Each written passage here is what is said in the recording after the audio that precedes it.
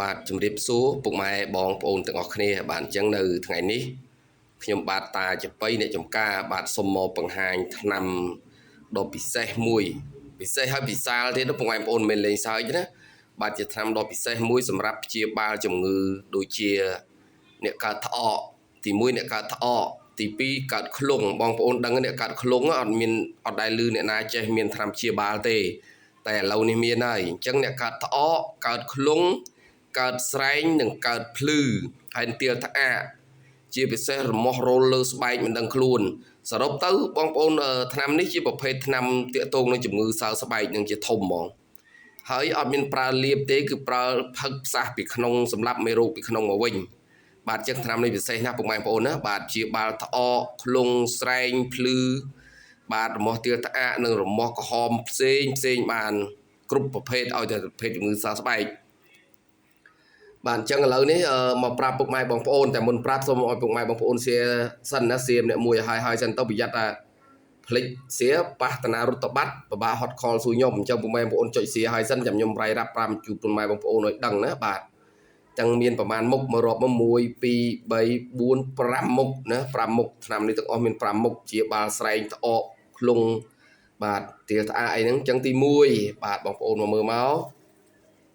ដើមអីពុកម៉ែបងប្អូនដើមប្រម៉ោយតម្រៃបាទចឹងទី1ប្រម៉ោយតម្រៃ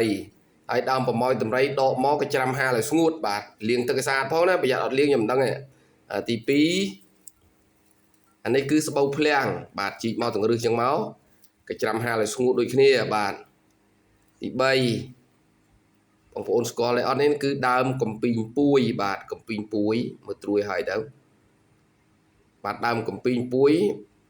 ដកប្រមាណដកទៅស្រេចបងប្អូនយកមកលាងទឹកឲ្យស្អាតគេច្រាំហាលឲ្យស្ងួតដូចគ្នាទី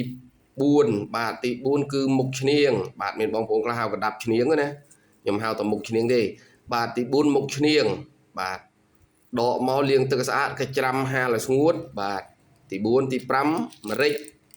ម្រេចអានេះគឺម្រេចបងប្អូនម្រេច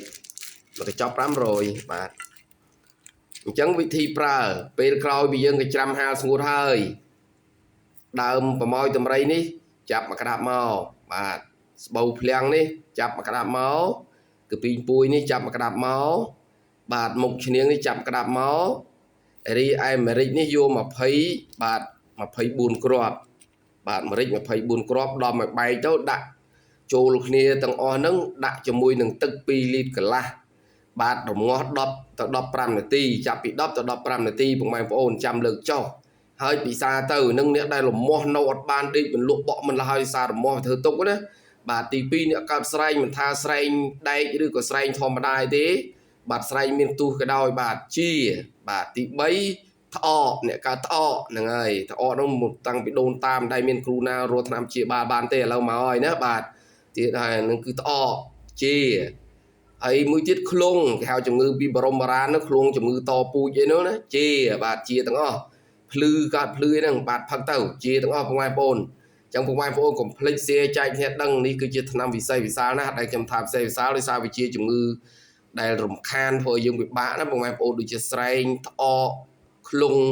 ហើយជំងឺខ្លុងកងិញកងងស៊ីដៃស៊ីជើងរួញឲ្យកញ្ចក់ស៊ីបបេមាត់ស៊ីអីហ្នឹងគេហៅថាជំងឺខ្លុងហើយ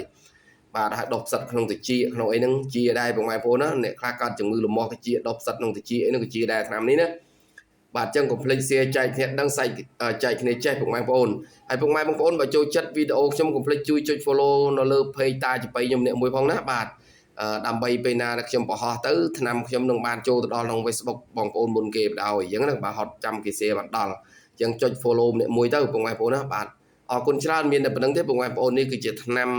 ជាបាលថ្អកខ្លុងស្រែងទាលត្អាកជំងឺរមាស់ផ្សេងបាទអរគុណច្រើនបងប្អូនបាទភ្លេច share ចែកគ្នាចេះបាទអរគុណ